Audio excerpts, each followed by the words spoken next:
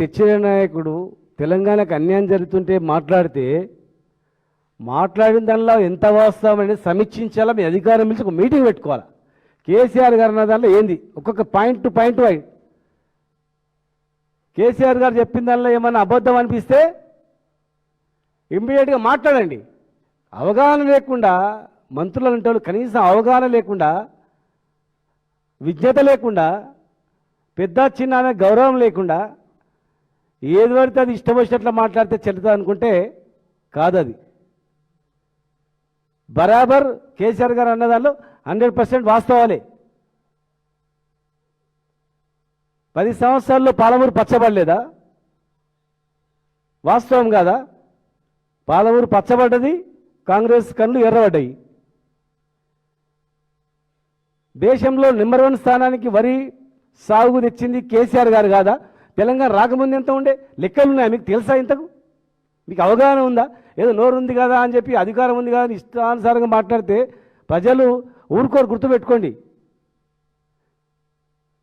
మిమ్మల్ని గెలిపించే రోజు చాలా ఉద్ధరిస్తారు చేస్తారని చెప్పేసి గవర్నమెంట్ హామీలన్నీ నెరవేరుస్తారని మోసపోయి ఓట్లు వేసిండ్రు. దాని మీద సమీక్షించుకోండి.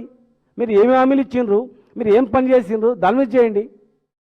ఇలా మా జిల్లాకు అన్యాయం జరిగిందని కేసీఆర్ గారు బయటకు వస్తే మీ కళ్ళు మండుతున్నాయా? ఇష్టానుసారంగా మాట్లాడతారా? ఇరిగేషన్ మంత్రి గారు మాట్లాడతారు, 9,000 కోట్లు ఖర్చు పెట్టిండంట. ఏడ ఖర్చు పెట్టినవా? 30 మందను తీసినవా? చిన్న ఒక జేసీబీ అనే పని చేసిందా? ఏం పని చేసింది చెప్పు? ఎస్ఎల్బీసీలో 5-6 మంది భూస్థాపితమైనరు. సిగ్గుపడాలి. ఇంత నైపుణ్యం ఉంది ప్రపంచవ్యాప్తంగా. ఇంత నైపుణ్యమైనటువంటి ఈ ప్రపంచంలో కనీసం ఇప్పటి వరకు శవాలు తీయలేదు మీరు. 10 సార్లు హెలికాప్టర్ల మీద చక్కర్లు కొడుతుంది. విందులు, వినోదాలు, చేపల కూరలు, వంటకాలు, ఒక టూరిజం స్పాట్ లాగా తిరిగి వస్తుంది. కనీసం వాళ్ళని తీయాలనేటువంటిది ఆలోచన ఉందా ఇప్పటికన్నా? సిగ్గుపడాలి అసలు. యాక్చువల్గా 7,000 కోట్లు ఖర్చు పెట్టి ఎవడు నమ్ముతాడు? పోదాంపా, రేపు పోదాంపా, మేము అందరం వస్తాం, పోదాంపా, చూపితుపా. 7,000 కోట్ల ఖర్చు ఏం చేసినావు? ఏం పని చేసినావు? చూపించండి. ఎవరికి ఇచ్చినావు బిల్లు? ఏం పని చేసిండు? ఎప్పుడు పని చేసిండు? ఏ ఊర్లో పని చేసిండు? ఎవరిని తెలియకుండా అర్ధరాత్రి వచ్చి పని చేసిపోయిందా? ఇంకొక ఆయన మాట్లాడతాడు, హైకోర్టులో, సుప్రీంకోర్టులో ఇరిగేషన్ కాదు ఇది డ్రింకింగ్ వాటర్ అని చెప్పి అనుమతులు, డ్రింకింగ్ వాటర్ కావాలని చెప్పి మాట్లాడిండు. మరి ఇలా ఇరిగేషన్ అని చెప్తున్నాడు అని చెప్పేసి కొంచెం అవగాహన ఉందా మీకు? 2 రకాలుగా ఉంటుంది, drinking water, irrigation water. Drinking వాటర్కి ఏ అనుమతులు అవసరం లేదు, ఎవరి అనుమతులు అవసరం లేదు. 2 కాంపోనెంట్గా విభజించుకొని మొట్టమొదటిగా డ్రింకింగ్ వాటర్ కంప్లీట్ అయిపోయింది. కొల్లాపూర్కు నీళ్ళు వస్తలేవా చెప్పండి? మొన్నటి వరకు మాతాపోటే ఉన్న మంత్రి మాట్లాడుతున్నారు. ఈరోజు కొల్లాపూర్కు డ్రింకింగ్ వాటర్ ఎవరు తెచ్చిండు? డ్రింకింగ్ వాటర్కు అనుమతులు లేవు కనుక డ్రింకింగ్ వాటర్ను కంప్లీట్ చేసుకొని ఇరిగేషన్ సంబంధించినటువంటివి 90% పనులు కంప్లీట్ చేసుకున్నాం. ఎందుకంటే దానికి ఆబ్జెక్షన్ వస్తుంది. ఒకవేళ ఇరిగేషన్ అంటే అనుమతులు లేని ఎట్లా చేస్తున్నామని డ్రింకింగ్ వాటర్ పేరు మీద రిజర్వాయర్లన్నీ కంప్లీట్ చేసుకున్నాం. ఆల్రెడీ డ్రింకింగ్ వాటర్ వచ్చిన తర్వాత ఇప్పుడు ఉన్నటువంటి నార్లాపూర్ కానీ, ఏదుల కానీ, కరివేన కానీ, వట్టం కానీ, ఉదండపూర్ కానీ ఈ రిజర్వాయర్లు డ్రింకింగ్ వాటర్ గురించా? డ్రింకింగ్ వాటర్ గురించి కట్టినట్టువే. మీరైతే అనుమతి రాలేదని 10 ఏళ్ళు చేసేటోళ్ళు. ఈ రాష్ట్రాన్ని, దేశాన్ని పరిపాలించిందే మీరు కదా. మరి ఈ రాష్ట్రాన్ని, దేశాన్ని పరిపాలించి ఏం చేసారు? మాకు గుక్కె నీళ్ళు తాగడానికి లేవు. ఇదే పాలమూరులో 14 రోజులకు ఒకసారి నీళ్ళు వచ్చేటివి. బీచ్ పల్లి ఇక్కడ నది పైన ఒడ్డున వరద కొట్టుకుపోయిన తర్వాత అక్కడ మళ్ళీ బోరింగ్ నీళ్ళ గతి. కృష్ణానది ఒడ్డున కూడా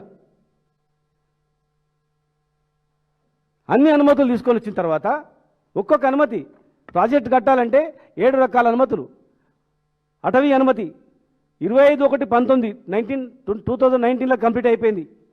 కేంద్ర వన్యప్రాణి సంరక్షణ బోర్డు అదే అయిపోయింది. కేంద్ర విద్యుత్ ప్రాతిపదిక సంస్థ సిఈఏ అంటారు, సిఈఏ అది 17/3/23లో అయిపోయింది. Central soil material research station అనుమతి అది కూడా 5/6/2023లో అయిపోయింది. కేంద్ర గిరిజన మంత్రిత్వ శాఖ అనుమతి కూడా 17/7/2023లో అయిపోయింది. కేంద్ర భూగర్భ జల బోర్డు అంటే CGWB అది కూడా 28/7/2023లో అయిపోయింది. 2023లో ఇవన్నీ ఎవరున్నారా? గవర్నమెంట్ ఎవరు? మీరున్నారా? కేంద్రంలో మీరున్నారా లేకపోతే రాష్ట్రంలో మీరున్నారా? చివరిగా పర్యావరణ అనుమతి EAC కేంద్ర పర్యావరణ అటవీ మంత్రిత్వ శాఖ అది టోటల్గా దానికి ఆ కమిటీ మొత్తం కూడా అప్రూవల్ అయిపోయింది. టోటల్గా అప్రూవల్ అయిపోయి ఫార్మల్గా పోయింది. Advisor committee, expert advisor committee before going to minister, central minister expert advisor committee కూర్చుంటుంది. ఎక్స్పర్ట్ అడ్వైజర్ కమిటీ ఎప్పుడైతే కూర్చొని డిసైడ్ చేస్తుందో ఆబ్జెక్షనబుల్ లేకుండా ఫార్మల్గా మంత్రి దగ్గర పోయి సంతకం అవుతుంది అంతే. జస్ట్ సంతకం అవుతుంది, సిగ్నేచర్ అంతే, సిగ్నేచర్ నుంచి పోతుంది. మినిస్టర్కి కన్నా ముందు కమిటీ డిసైడ్ చేస్తుంది. కమిటీ డిసైడ్ చేసి ఓకే అయింది. 7th కమిటీ అది expert committee, expert advisor committee complete అయిపోయిన తర్వాత జస్ట్ ఫార్మల్గా పోయేటువంటిది 90 TMCకి. 90 TMCకి ఫార్మల్గా వచ్చే అనుమతులను మీరు పర్సూ చేయక మళ్ళీ DPR పంపండి అని వాపసు వచ్చింది. నోరు మూసుకొని కూర్చున్నారు. మళ్ళీ ఇప్పుడు